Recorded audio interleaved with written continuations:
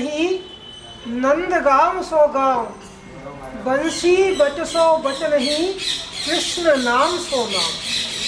तो वृंदावन के जैसा कोई वन नहीं है और नंदगांव के जैसा कोई गांव नहीं। ये बंसी बट, इस पेड़ के नीचे खड़े होकर भगवान हर रोज बंसी बजाते। आज भी भगवान बंसी बजाते हैं, आज भी भक्तों को भगवान की बंसी सुनाई देती है।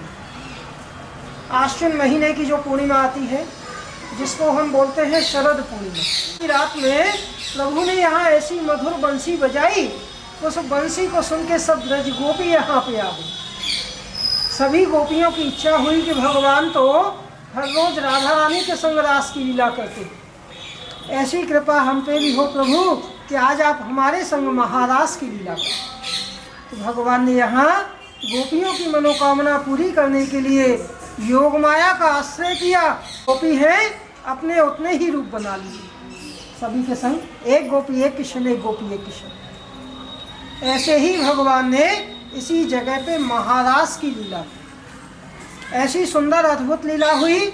उस लीला का दर्शन करने के लिए उस बंसी को सुन के भगवान शंकर यहाँ पे आ गए। शंकर यहाँ आए तो उनको अंदर नहीं आने दिया कि कोई पुरुष नहीं आ सकता। पुरुष कौन है? पुरुष तो एकमात्र भगवान श्री कृष्ण पिया है।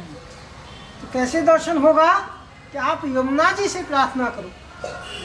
भगवान शंकर ने यमुना जी की प्रार्थना की, यमुना जी प्रकट हो गई। बोली शिव क्या चाहिए? कि रास के दर्शन करने के। रास का दर्शन करना है तो आपको गोपी बनना पड़ेगा, हृदय में गोपी भाव उत्पन्न करना होगा। बोले जो इच्छा वो करो, मेरे पास तो कोई साधन नहीं, श्रृंगार कहाँ से लाऊं? तो माँ यमुना ने कृपा की है, अपना सब श्रृंगार भगवान शंकर को दिया, सुंदर गोपी बना दी। भगवान शंकर यहाँ गोपी बन करके आए। बोलते ना भजनों में कि एक दिन वो भोले भंडारी बन के ब्रज की नारी वृंदावन आ गई। जी भी नहीं पहचान पाई, भगवान तो अंतर्यामी है। ऐसी बजाई बंसी सुध बुध भूली भोलेनाथ की। भगवान जान गए उनको, बोला आइए गोपीश्वर। तभी से वृंदावन में नाम हुआ है गोपीश्वर महादेव। गोपीश्वर नाम से बोला तो राधा रानी गुस्सा हो गई, नाराज हो गई। गोपियों से ऊपर, सबसे ऊपर तो मैं हूँ, मेरे से ऊपर कौन सी गोपी आ गई? तो राधा जी रूठ गई और रूठ के चली गई यमुना के दूसरी तरफ। वहाँ जाके बैठी हैं, उनके नेत्रों से जल गिरा, उस जल से एक सरोवर बन गया, उसका नाम है मान सरोवर। ये महाराज के दर्शन। यहाँ चित्रपट की ही सेवा होती है छवि जी की। बोलते हैं भगवान दो जगह रहते हैं, कहाँ? पहला है घट में और दूसरा है पट में। एक से भगवान ने लीला की, ऊपर में देवता विमानों में बैठ के फूलों की वर्षा कर रहे हैं, चंद्रमा एक जगह पर रुक गया। भगवान ने उस रात को 6 महीने की रात, एक रात 6 महीने की हुई। इधर जो गोपी है ना, आपके सीधे हाथ पे नीले रंग के वस्त्र पहन के कमल का फूल लेके खड़े हैं, गोले से बाहर नीचे। ये भगवान शंकर हैं जो गोपी बन के रास का दर्शन कर रहे हैं। यहाँ पे ठाकुर जी राधा जी के चरणों का स्थान है कि जहाँ प्रिया प्रीतम खड़े हैं, चारों तरफ एक गोपी एक कृष्ण, एक गोपी एक कृष्ण। इस स्थान का विस्तृत वर्णन श्रीमद् भागवत में आता है 10वें स्कंद में, रास पंचाध्याय में। श्रीमान रास रसारम भी बंशी वट ततिस्थित। कि भगवान रास करने के लिए आगे कहाँ? यमुना के किनारे बंशी वट। यहाँ भगवान ने बंशी बजाई है, वस्तु बंसी है। आज भी भगवान बंसी बजाते। सूरदास जी का पद है, आपने सुना भी होगा। भगवान बोलते हैं अपनी मैया से कि मैया मोरी मैं नहीं माखन खाए, भोर भय गैयन के पाछा मधुबन मोय पठायो, 4 पहर बंसी बज भटके सांझ परे घर आए। भगवान बोलते हैं 4 पहर में बंसी बजते हैं। 4 पहर का मतलब होता है 12 घंटे। आज भी भगवान आते हैं, बंसी बजाते हैं।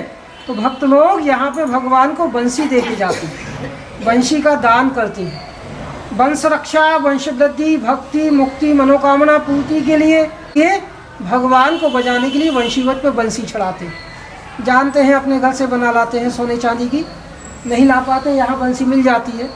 जो भक्त की जो भी श्रद्धा हो, 50 की 100 की, यहीं से बंसी ले लेते हैं। नाम गोत्र बोल के, संकल्प करके, अपनी कामना की प्रार्थना करके भगवान के चरण है, चरणों पे बंसी का दान करते हैं।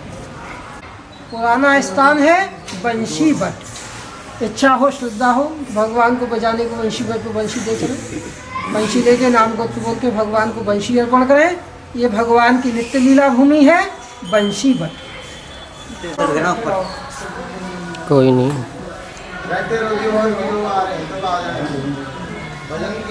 छोटे छोटे घर, छोटे घर, छोटा सा मेरो, छोटे छोटे घर, छोटी छोटी गलियां, छोटे छोटे मेरो मदन गोपाल। हमारे गलियां, हमारे घर, हमारे गलियां, हमारे घर, हमारे मेरो मदन गोपाल।